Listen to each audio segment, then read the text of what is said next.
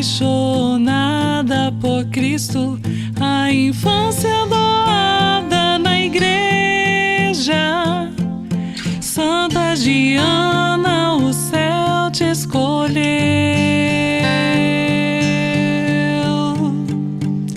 esposa, mãe e médica. Santa Giana,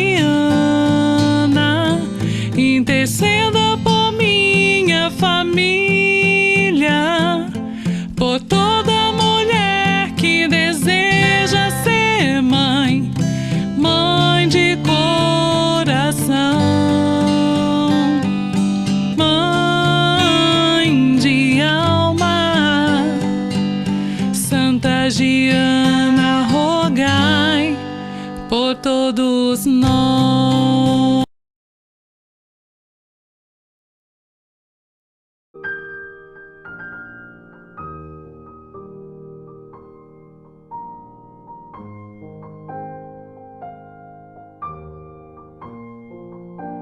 Boa noite, com muita alegria, eu, Elizabeth, ou Betinha, miraculada do milagre de canonização de Santa Giana Beretta-Molla, que estou aqui hoje para contar para vocês um pouquinho do milagre da canonização de Santa Giana que aconteceu comigo, né? Então, é uma grande alegria estar com vocês. Quero saudar neste tríduo a Santa Giana, na capela de Santa Giana, durante esta celebração eucarística. Quero saudar aqui quem me convidou, o pároco Padre Pedro, também o vigário Padre Romildo, e aos diáconos também, Vanza e Bira. É com muita alegria mesmo. Então, assim, eu vou contar o testemunho de uma maneira um pouco mais sucinta, resumida, mas já combinei com o Padre Pedro que, se Deus quiser, porque nós estamos também iniciando aí o ano do centenário de Santa Giana, porque no dia 4 de outubro de 2022, ela faria 100 anos. Então, assim, desde agora, em abril, dia 28, também a partir do dia 4 de abril de 2021, essa grande celebração. Muito bem, gente. Então, a minha história, ela começa, né, com uma grande alegria, que a gente percebe que Deus foi nos conduzindo a este grande milagre. E você que, assim, conhece um pouquinho da vida de Santa Giana, sobre os milagres de Santa Giana, depois, no finalzinho do meu testemunho, uma pessoa muito especial vai falar para vocês também dos milagres, o da beatificação que aconteceu no Brasil e a canonização que aconteceu conosco. Então, assim, é uma grande alegria partilhar com vocês isso. Então, estava dizendo que eu estarei com vocês, combinei com o Padre Pedro, que ainda, se Deus quiser, esse ano de 2021, estaremos aí presencialmente com vocês, né, na Capela de Santa Giana, para contar esse testemunho até de uma maneira um pouco mais ampla, com mais detalhes. E, se Deus quiser também, meu marido não pôde estar conosco nessa gravação, mas quem sabe ele estará conosco também nesse testemunho. Porque, na verdade, esse milagre, gente, a gente dividiu ele em 3 fases na nossa vida. Tudo aquilo que aconteceu conosco, o antes do milagre, né? Que foi exatamente a conversão e a cura do vírus do HIV que Deus permitiu que o Cacá, meu marido, vivenciasse. Ele foi um dependente químico, chegou a ser um traficante, mas logo quando nós começamos a namorar, ele já tinha deixado as drogas. Eu participava já da igreja e nós desejamos ali, ele convertido, muito devoto a Nossa Senhora, rezava o terço. A gente atribui a Nossa Senhora essa cura dele, do vício das drogas, né, desse mundo de tráfico que ele vivia, porque ele passou a rezar o terço toda semana com as senhorazinhas participantes do grupo de oração ali dele, na paróquia que ele frequentava. E, enfim, nós dois resolvemos oferecer para Deus a nossa vida, a nossa família, os nossos filhos. E nós fizemos isso como até um ato público. No dia 15 de dezembro de 1989, Deus nos deu a graça do nosso casamento, e a gente chama também da nossa consagração matrimonial, né? que era sempre isso que a gente desejou, que a nossa vida, os nossos filhos, tudo aquilo que a gente pudesse ter nessa vida, seria a serviço de Deus, a serviço dessa obra tão linda que é Deus na nossa vida. E aí, quando foi em 1997, nós já tínhamos 3 filhos, né? Nosso primeiro filho é Vinícius, que hoje está com 30 anos. Depois tivemos a Isabela, que está com 27 anos. E tínhamos o André, né? Que estava recém-nascido quando o Cacá se adoeceu e foi diagnosticado que ele estava com o vírus do HIV, né? Algo que não tinha sido diagnosticado antes do casamento, porque ele tinha feito todos os exames.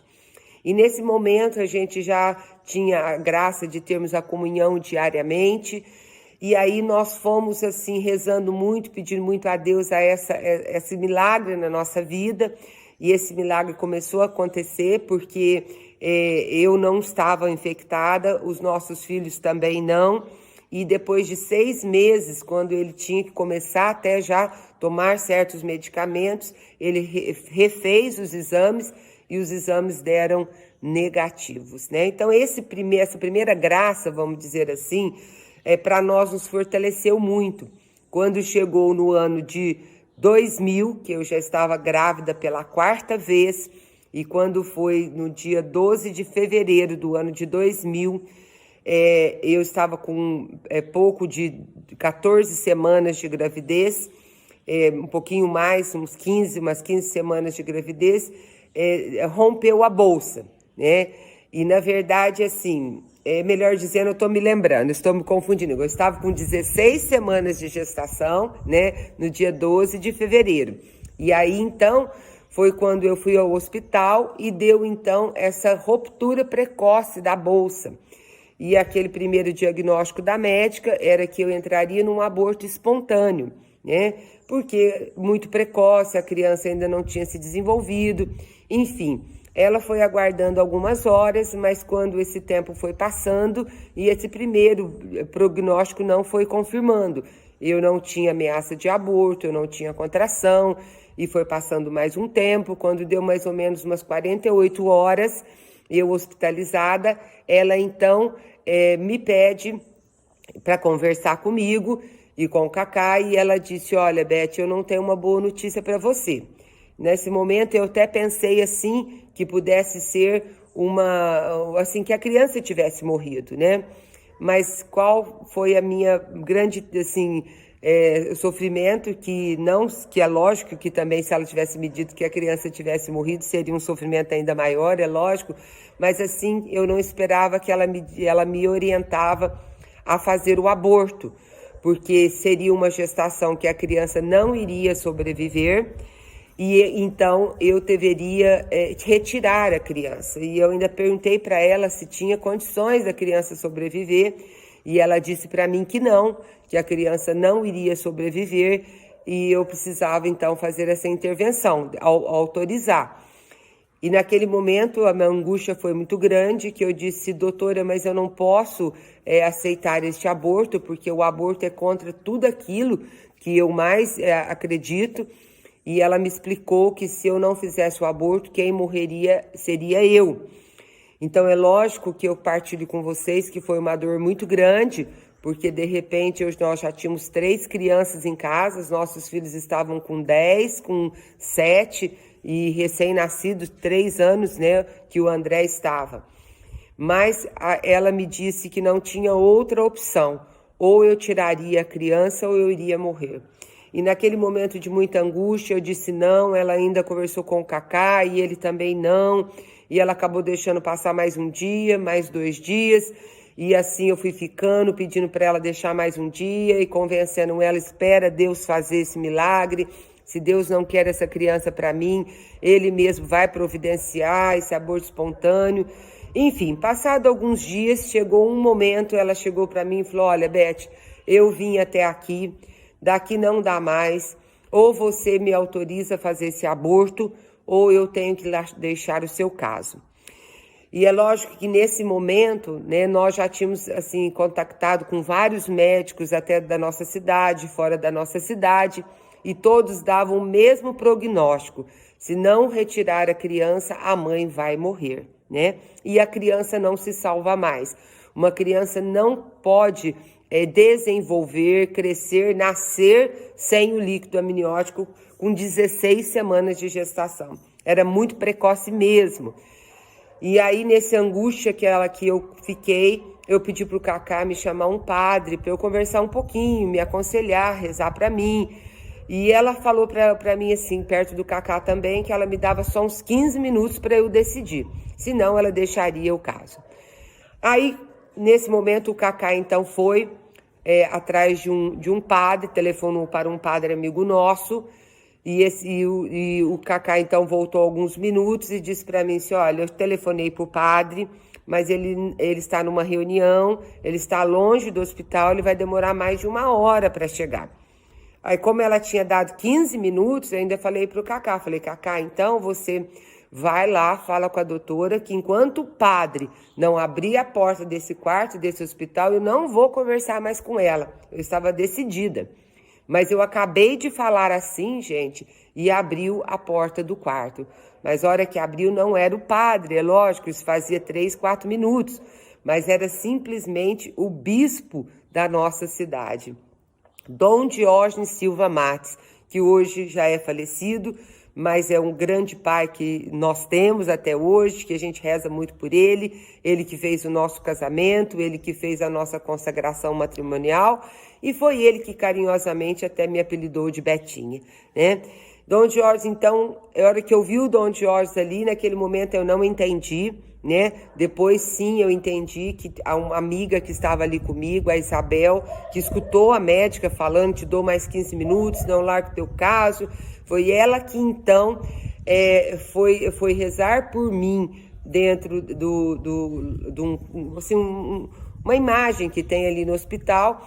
E ela então viu o Dom Diógenes indo embora do hospital porque ele foi visitar uma outra pessoa. E quando ele chega ali no nosso quarto ali, eu fiquei muito comovida, não conseguia nem conversar com ele, mas o Cacá explicou que era uma questão do aborto e que nós não queríamos, e ele olhou para mim, para o Cacá, falou, não, um casal de comunhão diária, um casal consagrado a Deus, Deus não pode estar pedindo isso. Vamos rezar. Aí rezou, me perguntou se eu estava disposta a dar a minha vida pela criança. Eu disse que sim, mas que eu ainda sofria muito pela possibilidade de morrer e deixar as crianças tão pequenas, né?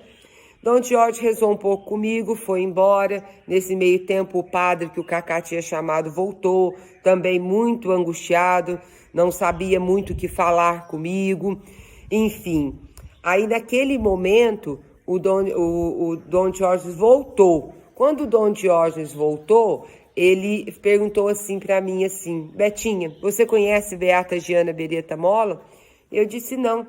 Aí ele já tinha um livro nas mãos e me contou que ele foi na casa, ele comprou um livro da Beata Giana Beretta Molla, que ele foi na casa dele, que ele ajoelhou diante do Santíssimo que ele tem lá, né, que ele tinha lá, e ele fez essa oração. Beata Giana Beretta Molla, você já teve o milagre para ser uma beata. Agora está lhe faltando o milagre para a sua canonização, para você se tornar uma santa.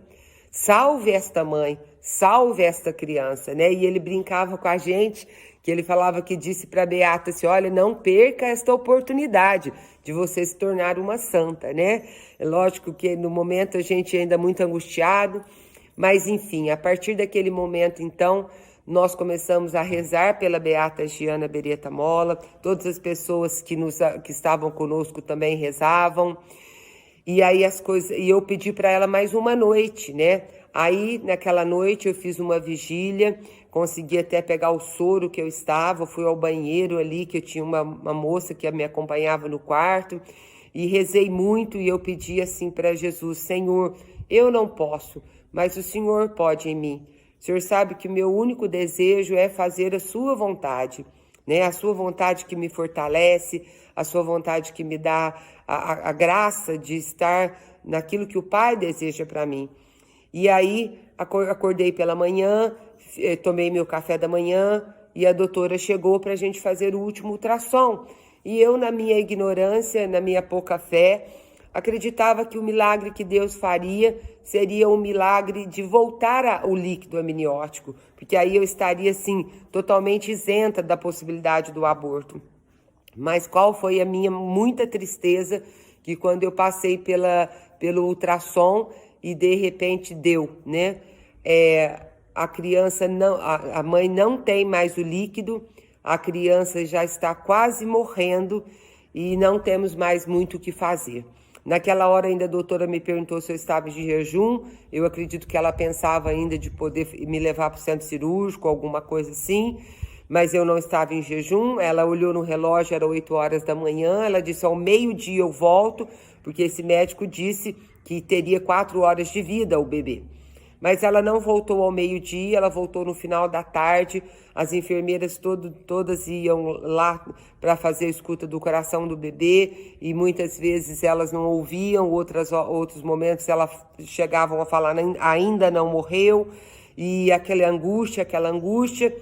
E assim que aí às 6 horas da tarde ela chegou, e quando ela entrou dentro do quarto, logo meu celular tocou, e aquele momento foi um momento muito forte para mim, porque era a Isabela, que hoje tem 27 anos, ela tinha 7 anos, e a Isabela chorava muito, e a hora que eu consegui consolar um pouco, ela me perguntou se o bebê tinha morrido, e eu disse que não, que o bebê não tinha morrido, e ela ainda chorou mais fortemente e disse: mamãe, eu sei que se o bebê não morrer, quem morre é a senhora. E naquele momento, de muita dor mesmo, ela disse para mim: mamãe, como que eu posso ser uma moça, né? Uma esposa, uma mãe até sem você?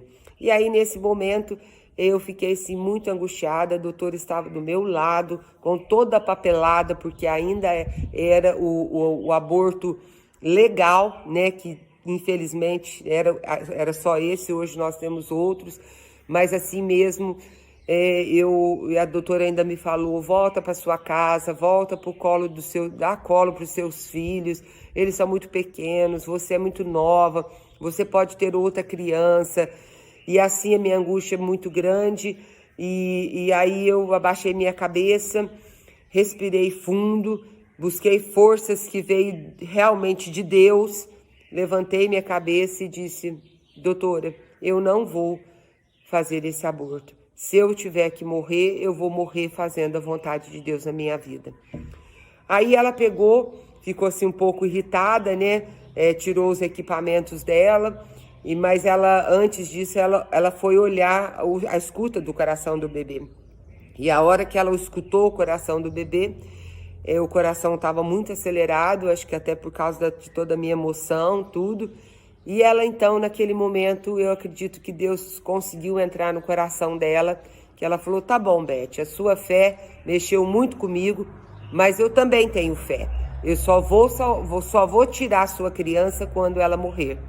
E eu disse firmemente para ela: doutora, eu vou voltar para esse hospital e vou ter essa criança. E isso aconteceu. Eu fui embora, fiquei mais 3 meses perdendo o líquido amniótico, sempre fazendo ultrassom a toda semana dizendo: não há presença do líquido amniótico, mas a criança se desenvolve perfeitamente. E quando foi no dia 31 de maio, foi marcada a cesariana. Uma data muito especial para nós, né? A festa da visitação. Nossa Senhora também me visitou naquele hospital. E mais um dia antes eu ainda conversei com um doutor que é especialista em feto. Ele não me conhecia, era tudo só pelo telefone, ele via os ultrassons, que naquela época ainda era por videocassete, né? E ele falou: olha, Beth, o seu sim à vida, minha filha, você já deu. A sua criança, na hora que nascer, a morte pode ser súbita, ela não vai nem chorar, ela não tem pulmão para chorar. Se chorar, ela vai para uma UTI para tentar sobreviver. Mas se sobreviver, ela vai ser uma criança especial, não vai andar, não vai falar. E ele me perguntou: você está preparada? Eu disse: doutor, eu vim até aqui, agora vou até o fim. E aí no dia 31 de maio, às 9 horas da manhã, nós tivemos a graça de ouvir o choro dela. Já sabíamos que era uma menina, que colocaríamos o nome de Giana Maria. E os médicos já fizeram as primeiras avaliações ali, e logo a pediatra, as médicas, todas muito emocionadas, chorando muito, colocaram ela em mim e disseram: está aqui a nossa pequena Giana Maria, que nasceu perfeita. E logo depois que ela nasceu, eu tive ainda um problema, o útero grudou-se a placenta grudou-se no meu útero, eu tive uma hemorragia muito forte, também fiquei entre a vida e a morte, e depois Deus me restituiu a vida para que eu pudesse estar hoje, neste domingo, com vocês, nessa celebração eucarística no Tríduo de Santa Giana, junto com todos vocês na Capela de Santa Giana, para dizer para vocês que nós temos a fé num Deus impossível, né? E para dizer para vocês que realmente tudo que eu contei é uma grande milagre, eu vou convidar agora essa pessoa para falar sobre Santa Giana para você, que nada mais é essa menina moça, hoje aos 20 anos, o fruto do milagre de Santa Giana Beretta Molla, que vem falar para vocês um pouquinho sobre a vida de Santa Giana.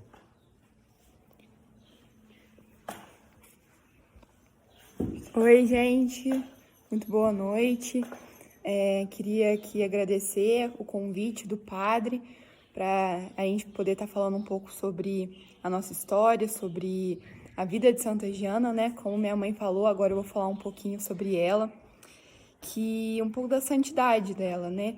Como ela foi uma mulher que muito assim amou, que muito cuidou do próximo, sempre teve um olhar muito humano, assim, né?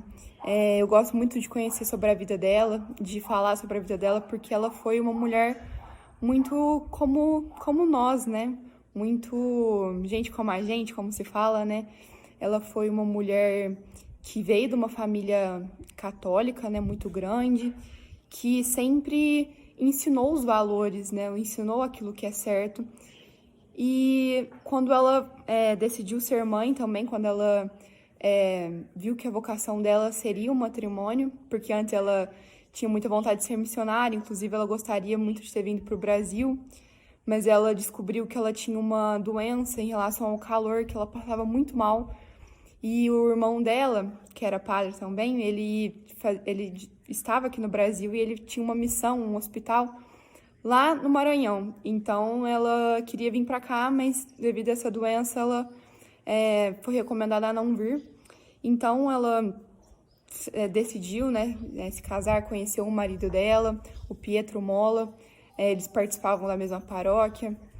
E assim ela tomou a decisão de realmente construir essa família baseada nos princípios que ela aprendeu com a família dela, né? Os princípios católicos.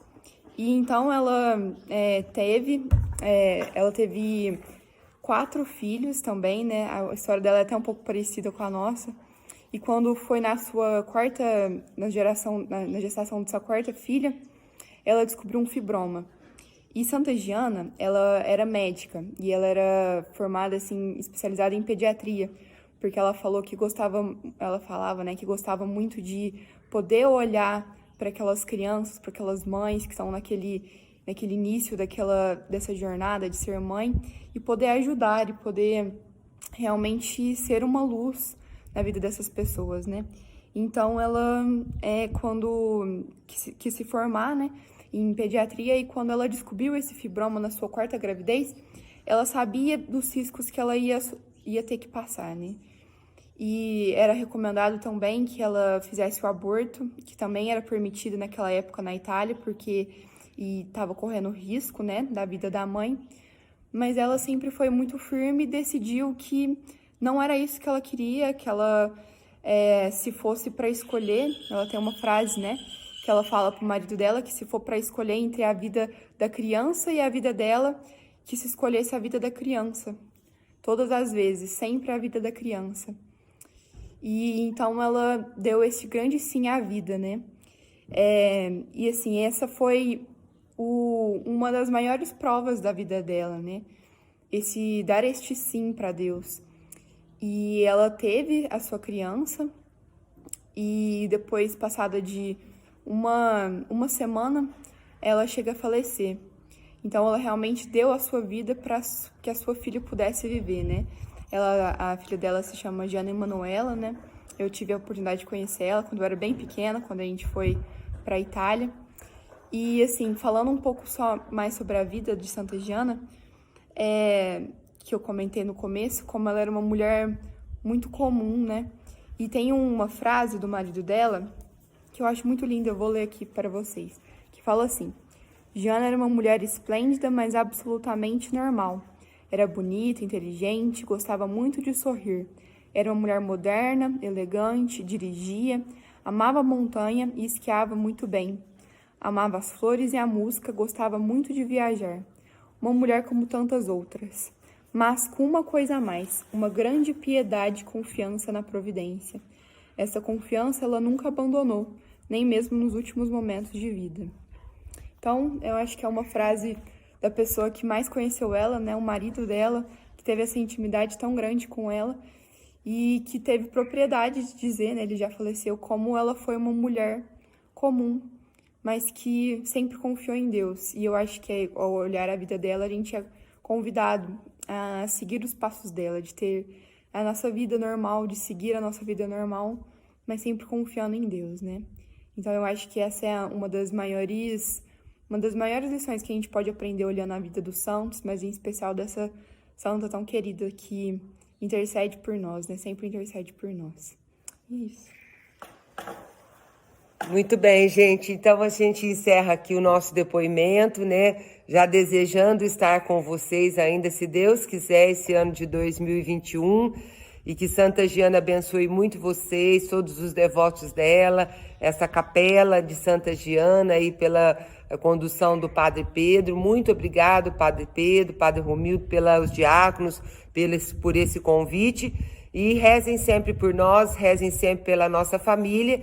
E eu gosto de encerrar esse nosso depoimento com uma frase de Santo Inácio de Loyola, que ele diz, né? Se nós acreditarmos num Deus pequeno, nós sempre veremos Deus fazer pequenas coisas na nossa vida. Mas se nós acreditarmos num Deus grande, num Deus do impossível, Deus fará grandes milagres e grandes coisas na nossa vida. Fiquem com Deus, Deus os abençoe e até uma próxima oportunidade, se Deus quiser. Tchau. Tchau.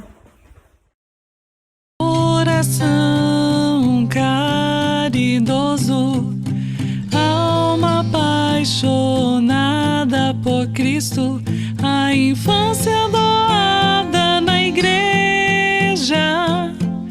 Santa Gianna, o céu te escolheu,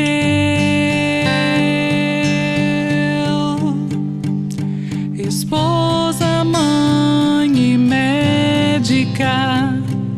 Santa Gianna, interceda por minha família.